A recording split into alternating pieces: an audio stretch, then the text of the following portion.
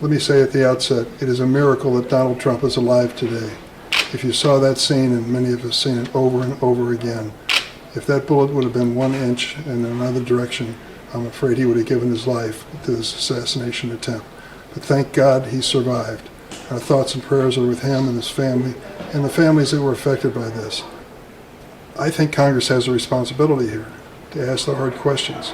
You know, the circumstances are such, you think to yourself, how could the official counter-sniper team have executed this man so quickly? He was that within their line of sight, and they were able to respond so quickly, and yet not identify him in advance before he fired these rounds. These are some fundamental questions which I've asked myself, and I've asked them, and they don't have the answers yet. In your view, how much responsibility does Donald Trump bear when it comes to discussions about political violence and rhetoric on that? I'm not going to go answer that question directly about former President Trump, but I will tell you this. We're all responsible, including you, the media, social media. All of us have a responsibility to make it clear that those who are preaching violence are unacceptable, regardless of their political stripe.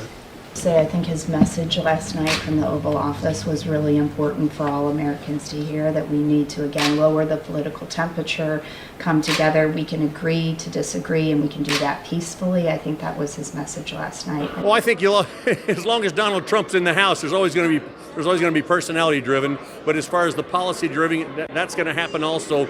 But people see that, hey, there's election coming up, and I'm supportive of Donald Trump, and I'm working really hard. Now it's like, oh, wait a minute here, this is serious. This is serious stuff. We've got to make sure that we're doing our due diligence and we're taking care of business, and so and working overtime.